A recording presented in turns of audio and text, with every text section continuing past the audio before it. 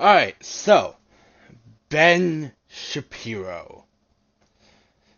I have no ideas for what to post, so we're going to react to Ben Shapiro. Just gonna be completely open with you. I I don't have any ideas of what I should post. So we're doing this. Let's get into it. Enters institutions, it corrupts them and destroys them. Whether we were talking about the DOJ, whether we were talking about the FBI, or whether we were talking... The DOJ and FBI are not corrupt. Just because they went after Trump does not mean that the Department of Justice is going after Trump.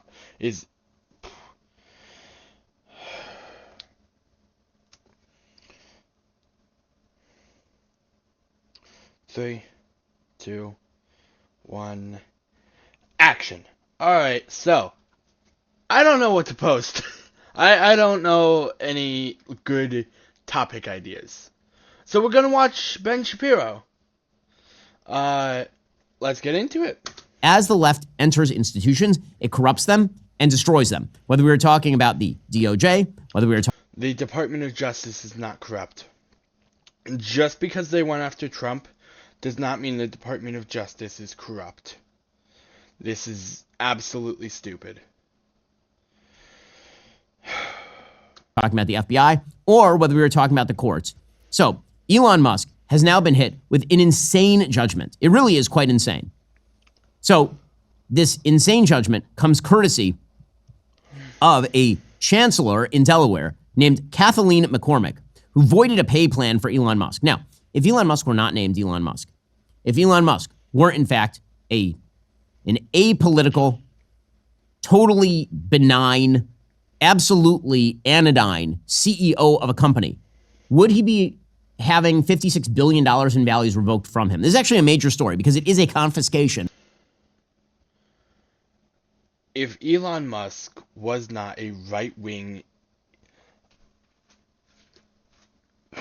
idiot, yes, he would still have that money confiscated because he is losing investors' money. At that point, he would just be a regular idiot. If he wasn't right-wing, he would just be a normal-ass idiot. He would still be getting punished for causing his investors to lose money. Of private property and an invasion of freedom of contract. So for those who don't know this story, the basic story goes like this. Back in 2018, Elon Musk took control of Tesla, and one of the things that he put in place was zero compensation for himself. Zero. Okay, there was only one proviso, which is that if he achieved returns on the stock price of Tesla at an extraordinary rate, then he would get a big payday. So as Nellie Bowles has pointed out at the Free Press, when Elon Musk announced he didn't need a salary from Tesla, but wanted instead to make a bet that if the company grew to a market cap of $650 billion, he'd get an enormous payout, just about everybody laughed. That figure was more than 10 times the value of Tesla at the time. In fact, the New York Times' top business writer, Andrew Ross Sorkin, said it was the, quote, most radical compensation plan in corporate history. Sorkin said, quote, he gets no salary, cash bonus, equity. He gets only equity that vests over time, but only if he reaches these hurdle rates, which are... This is just glazing Elon Musk. Wait, hold on.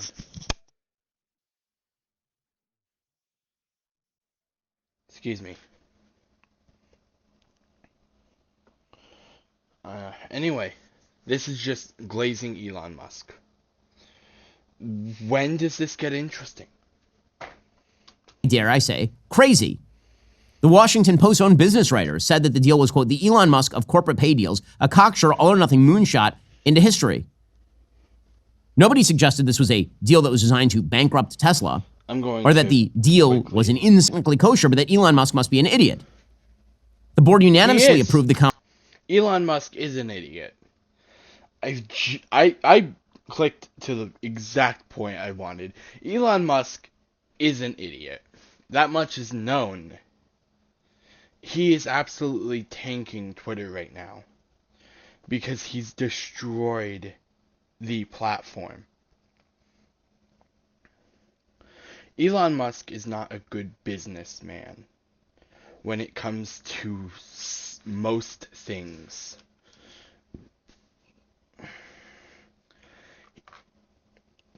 A good example is Twitter. He's nuking Twitter.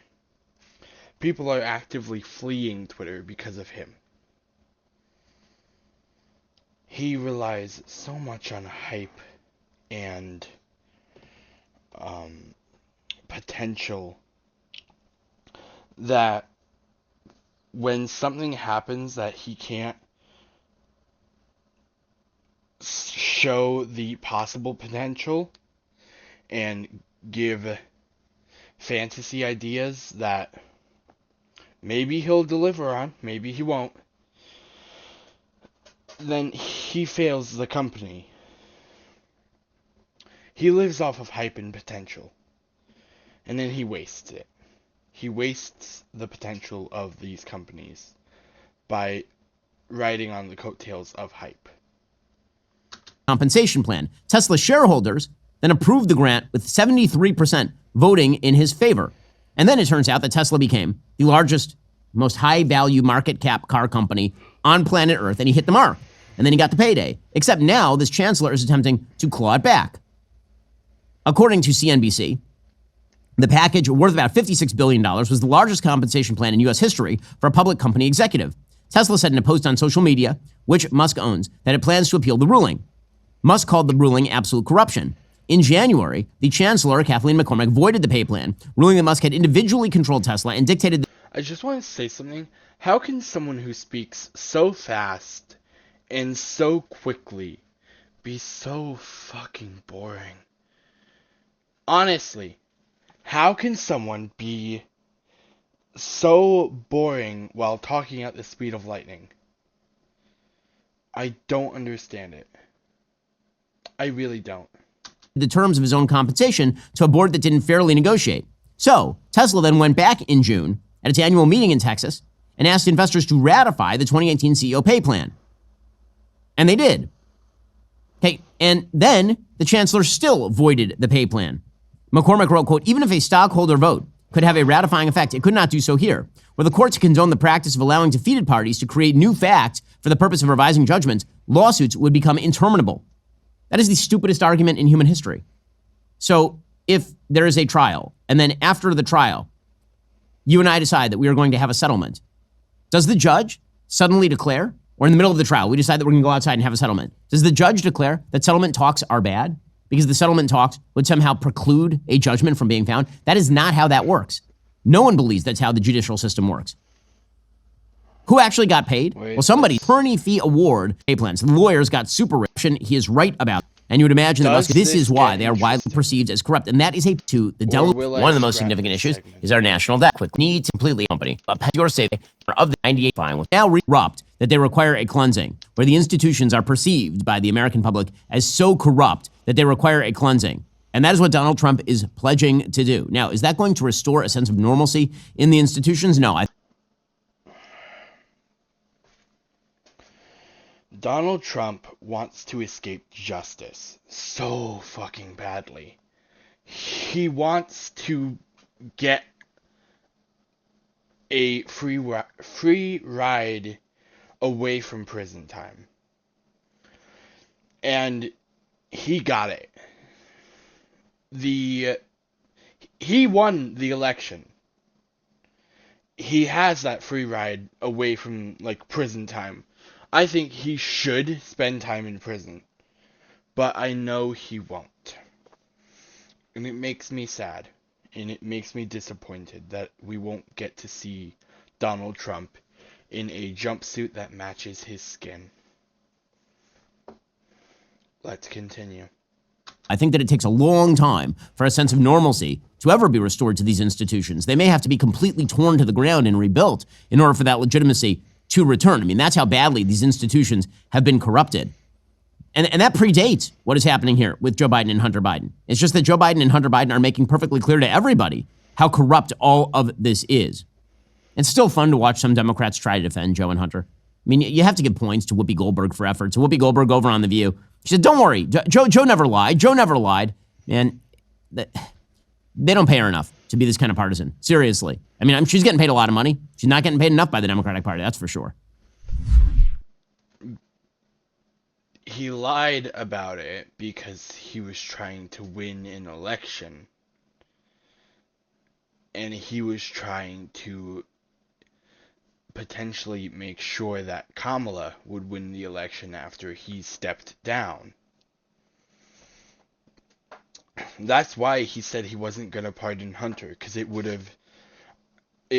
might have cost him the election. But now he doesn't have to worry about that. Trump won. We live in the worst timeline. Like, actually, we live in the worst timeline.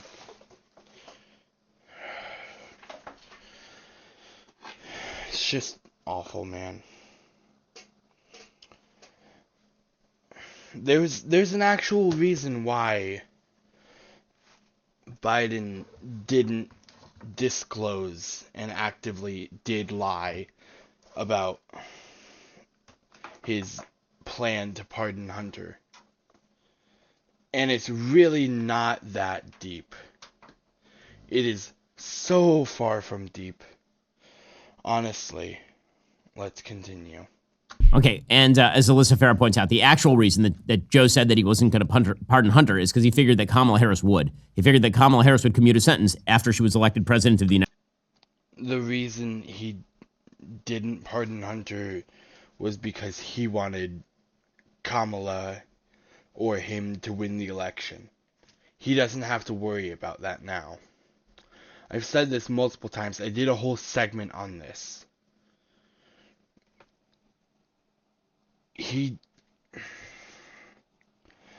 If he had stated up front that he was going to pardon his son, sure, people would potentially understand it.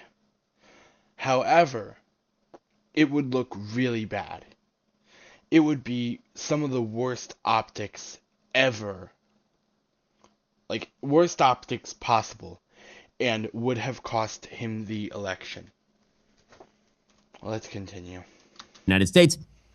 And then hilariously, because God has an amazing sense of humor, Kamala Harris somehow blew the election to Donald Trump in historic fashion. Okay, well, there is one piece of good news for Republicans aside from the obvious exposure of the Democrats as venal, corrupt, and power hungry, and that is the unintended consequence of giving a pardon to Hunter Biden is he can no longer plead the Fifth Amendment. It's a point I made yesterday on the show, seconded by Senator Tom Cotton, another Harvard Law School graduate from Arkansas. Here is Senator Cotton.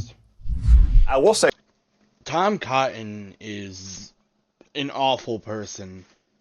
Like, actually, one of the worst people. Keep in mind, this is just one awful person talking about another.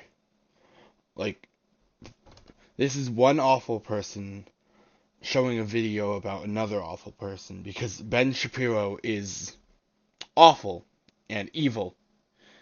And so is Tom Cotton. Let's go. Say this, though, Joe Biden may come to regret this decision because having given his son a blanket pardon of 11 years to include time when Joe Biden was vice president, Hunter Biden now can't plead the Fifth if he appears before Congress or appears before a grand jury. He has to testify about exactly what he was up to, for instance. Okay, and it won't matter. He's been pardoned of his crimes. That's what a pardon is. It won't matter if he has to testify and tell everyone everything. Sure, people will know, wow, Biden's not running for office again. And Hunter will not face any potential consequences of his crimes because he's been pardoned. I don't understand why this. I don't understand why they don't get it. Yeah, he can't plead the Fifth. Wow. That's wonderful. Good for him. Good for y'all for figuring out that when he was traveling to China on Air Force Two and meeting with Chinese communist princelings, or why he was being paid hundreds of thousands of dollars to sit on a Ukrainian energy company's board for which he had no qualifications. These people hate Ukraine. They do. Republicans absolutely hate Ukraine because Russia hates Ukraine. They want Russia to win and annex parts of Ukraine, the entirety of Ukraine, and potentially Poland as well. And as someone who has Polish blood running through my veins, I don't want that. My family has suffered under Soviet rule back when Poland was a part of Russia. Like back when Poland was a part of the Soviet Union. I don't want any more people to suffer under a Soviet regime.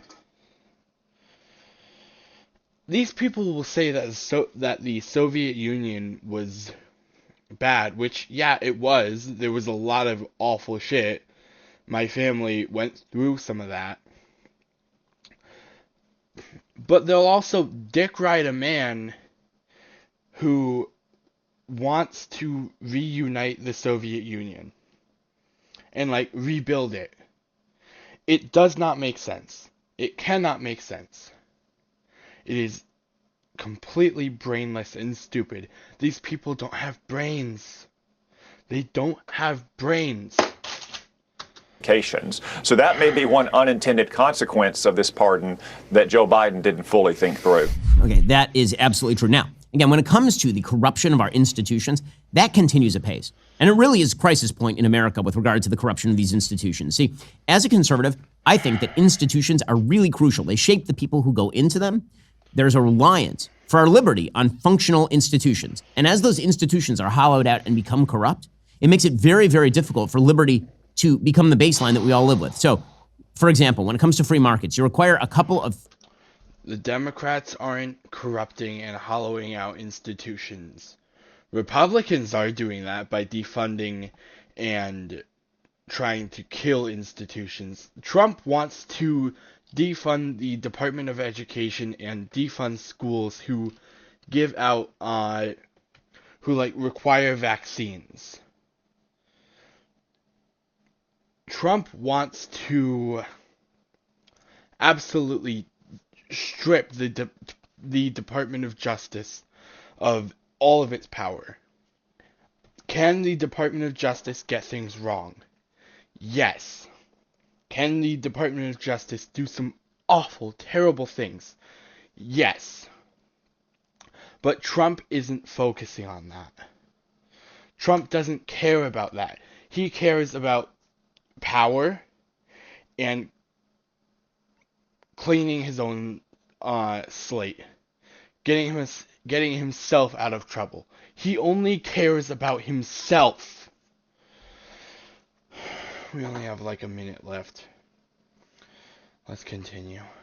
Things for free markets to function. One, private property, obviously, and two, consistent rule of law. If there's no consistent rule of law, and anybody can grab anybody else's property at any time, or the government can come in and seize your property at any time, there is no way for markets to function because you have no incentive. That's what the Department of Justice is for. That shows the...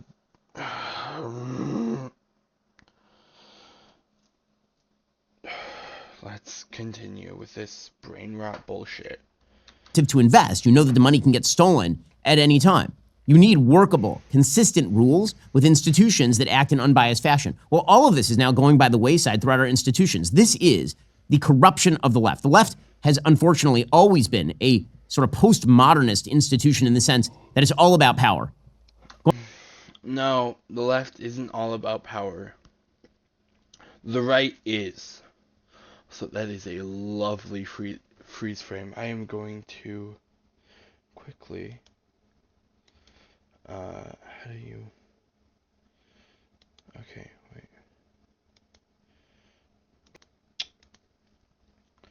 Alright, let's continue. Sorry. If we find a better image than that, I will be surprised. Let's continue. Going all the way back to Karl Marx, the argument is that pretty much all human relations are power dynamics and power relations. And thus, you are justified in using any means necessary to accomplish your goals. That was only made clear, obviously, over the course of the 20th century by people on the left. But I don't agree with Marx on that. I do think that we should be more ruthless to conservatives. I love that. We are. Alright, hold on. We found one better.